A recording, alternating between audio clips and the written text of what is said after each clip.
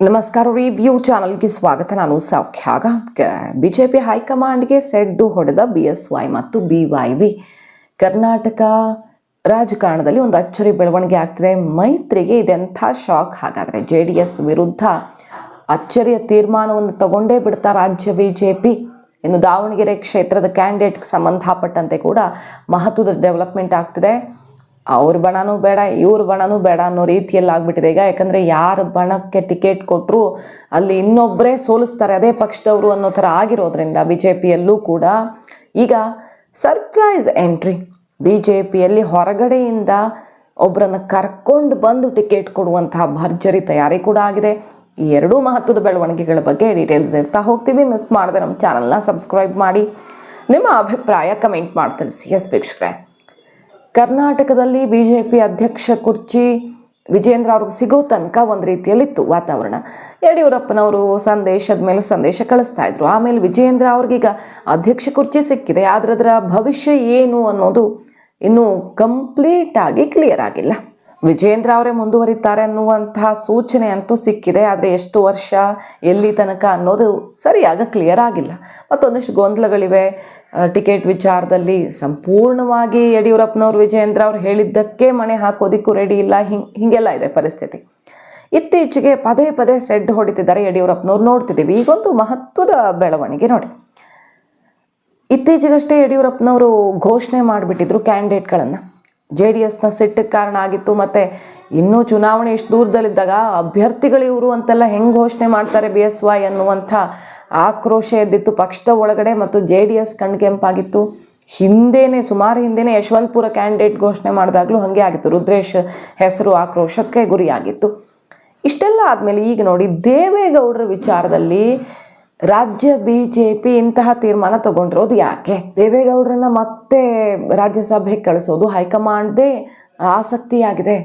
ಅವರ ಅವಧಿ ಮುಗಿತಾ ಇದೆ, ಬಟ್ ಮತ್ತೊಮ್ಮೆ ಕಳಿಸ್ಬೇಕು. ಯಾಕಂದರೆ ಅಷ್ಟು ಹಿರಿಯರಿದ್ದಾರೆ. ಮತ್ತು ಅವರು ಒಂದು ಮಾತಾಡಿದ್ರೆ ರಾಜ್ಯಸಭೆಯಲ್ಲಿ ಈಗಲೂ ಈ ವಯಸ್ಸಲ್ಲೂ ಕೂಡ ಅಷ್ಟು ಗಟ್ಟಿಯಾಗಿ ಕೇಂದ್ರ ಸರ್ಕಾರದ ಪರವಾಗಿ ಯಾವ ರೀತಿ ಗುಡುಕ್ತಾರೆ ಅನ್ನೋದನ್ನು ಇತ್ತೀಚೆಗೆ ನಮ್ಗೆ ಬೇಕಾದಷ್ಟು ಎಕ್ಸಾಂಪಲ್ ಸಿಗ್ತವೆ, ನೋಡಿದ್ದೀವಿ.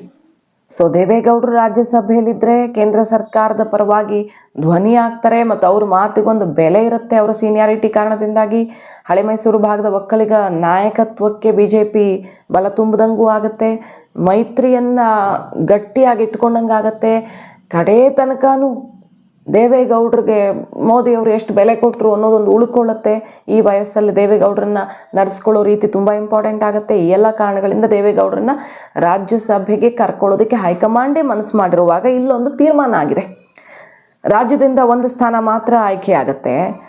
ಸೊ ದೇವೇಗೌಡರನ್ನ ಕಳಿಸ್ಕೊಡೋ ವಿಚಾರದಲ್ಲಿ ಚರ್ಚೆ ನಡೆದಿದೆ. ಮರು ಆಯ್ಕೆ ಬಗ್ಗೆ ರಾಜ್ಯ BJP ನಾಯಕರು ತೀವ್ರ ವಿರೋಧ ವ್ಯಕ್ತಪಡಿಸಿದ್ದಾರೆ. ಕೋರ್ ಕಮಿಟಿ ಸಭೆಯಲ್ಲಿ ದೇವೇಗೌಡರ ಮರು ಆಯ್ಕೆಯ ಬಗ್ಗೆ ಚರ್ಚೆ ನಡೆದು ಕಳಿಸ್ಕೊಡೋದು ಬೇಡವೇ ಬೇಡ ಅನ್ನೋ ರೀತಿಯಲ್ಲಿ ತೀರ್ಮಾನ ಆಗಿದೆ. ರೆಡ್ ಸಿಗ್ನಲ್ ಸಿಕ್ಕಿದೆ.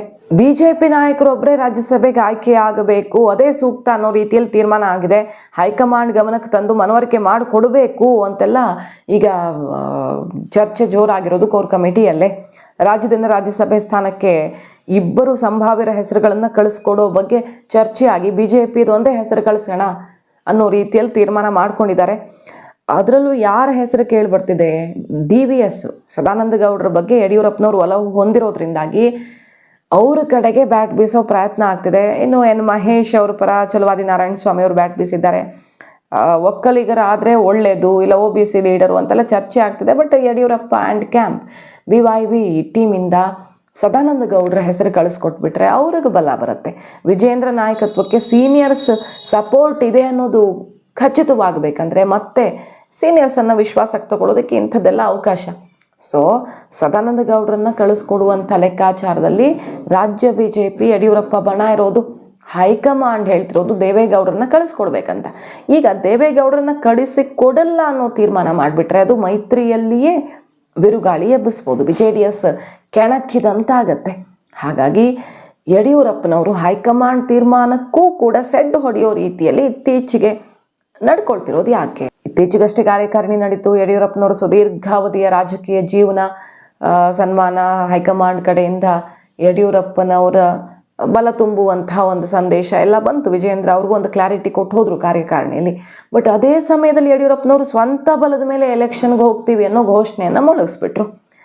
ಇದು ಕುತೂಹಲಕ್ಕೆ ಕಾರಣ ಆಯಿತು. ಮೈತ್ರಿಯ ಜಪ ಹೈಕಮಾಂಡ್ ಮಾಡ್ತಿದ್ರೆ ಯಡಿಯೂರಪ್ಪನವ್ರು ಯಾಕೆ ಹಿಂಗೆ ಹೇಳ್ತಿದ್ದಾರೆ, ವಿಜಯೇಂದ್ರಗೆ ಭವಿಷ್ಯ ಸಮಸ್ಯೆ ಆಗುತ್ತೆ, ಕುಮಾರಸ್ವಾಮಿ ಅವರು ಇದ್ರೆ ಅನ್ನೋ ಕಾರಣಕ್ಕೆ ಯಡಿಯೂರಪ್ಪ ಟೀಮ್ ಎಚ್ಚರಿಕೆ ಸಂದೇಶ ಕೊಡ್ತಿದ್ಯಾ ಅಂತ. ಈಗ ಮುಂದುವರೆದ ಭಾಗವಾಗಿ ದೇವೇಗೌಡರನ್ನೇ ರಾಜ್ಯಸಭೆಗೆ ಕಳಿಸೋದು ಬೇಡ ಅನ್ನೋ ತನಕ ತೀರ್ಮಾನ, ಅತ್ಯಂತ ದಿಟ್ಟ ನಿರ್ಧಾರವನ್ನು ತಗೊಳ್ಳೋ ತನಕ ಹೋಗುತ್ತಂದರೆ ಮೈತ್ರಿಯಲ್ಲಿ ಬಿರುಕು ಶತಸಿದ್ಧಾನ. ಹಾಗಾದರೆ ಹೈಕಮಾಂಡ್ಗೀಗ BYV ಬಣ ಸೆಡ್ಡು ಹೊಡೆದು ನಿಂತಿದೆ ಅನ್ನೋದು ಅತ್ಯಂತ ಕುತೂಹಲಕ್ಕೆ ಕಾರಣ ಆಗಿದೆ. JDS ಹೆಂಗೆ ರಿಯಾಕ್ಟ್ ಮಾಡುತ್ತೆ, ಇದನ್ನು ಹೇಗೆ ರಿಸೀವ್ ಮಾಡುತ್ತೆ, ಹೈಕಮಾಂಡ್ ಹೇಗೆ ರಿಸೀವ್ ಮಾಡುತ್ತೆ ನೋಡಬೇಕಾಗತ್ತೆ. ಇನ್ನು ದಾವಣಗೆರೆ ದಕ್ಷಿಣ, ಇದು ಕಾಂಗ್ರೆಸ್ಸಲ್ಲೂ ಜಟಾಪಟಿ ಆಗ್ತಾನೇ ಇದೆ. ಟಿಕೆಟ್ ಸಂಬಂಧಪಟ್ಟಂತೆ ಜಮೀರ್ ಬಣ, ಮಲ್ಲಿಕಾರ್ಜುನ್ ಬಣ ಅಂತ. ಇಲ್ಲಿ BJPಯಲ್ಲೂ ಕೂಡ ಕಡಿಮೆ ಇಲ್ಲ. ಸಂಭಾವ್ಯರ ಹೆಸರನ್ನು ಸದ್ಯಕ್ಕೆ ಡೆಲ್ಲಿಗೆ ಕಳಿಸದೇ ಇದ್ದರೆ ಬೆಟರ್ ಅಂತ BJP ತೀರ್ಮಾನ ಮಾಡಿದೆ. ಉಪಚುನಾವಣೆಗೆ ಭಿನ್ನಮತ ಎಷ್ಟರ ಮಟ್ಟಿಗೆ ಅಂದರೆ ಸಂಧಾನಕ್ಕೆ ಹೋದವ್ರಿಗೇನೆ ಧಿಕ್ಕಾರಕ್ಕೆ ಹೋಗ್ತಾರೆ, ಮಾತುಕತೆ ಕೂಡ ವಿಫಲ ಆಗುತ್ತೆ.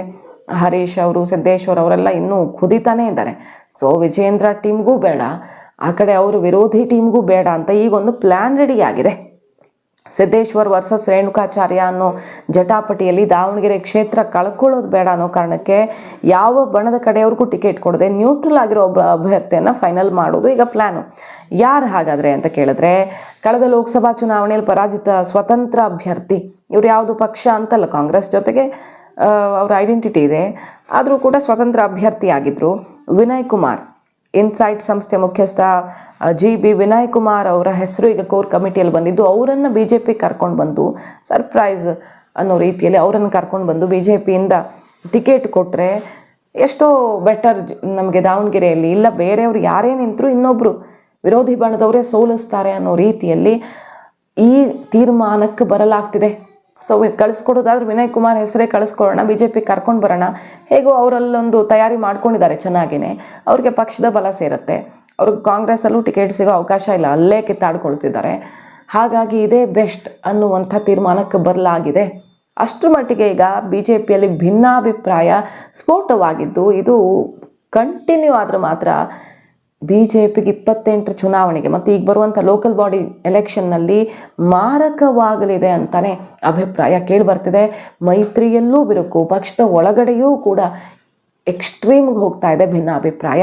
ಹೈಕಮಾಂಡ್ ಇದಕ್ಕೆ ಯಾವಾಗ ಮದ್ದು ಅರಿಯಲಿದೆ ಅನ್ನೋದೇ ಈಗಿರುವಂಥ ಪ್ರಶ್ನೆ. ಮಾಹಿತಿ ಇಷ್ಟ ಆಗಿದ್ದರೆ ಮಿಸ್ ಮಾಡಿದ್ರೆ ನಮ್ಮ ಚಾನಲ್ನ ಸಬ್ಸ್ಕ್ರೈಬ್ ಮಾಡಿ, ನಿಮ್ಮ ಅಭಿಪ್ರಾಯ ಕಮೆಂಟ್ ಮಾಡಿ ತಿಳಿಸಿ. Thank you.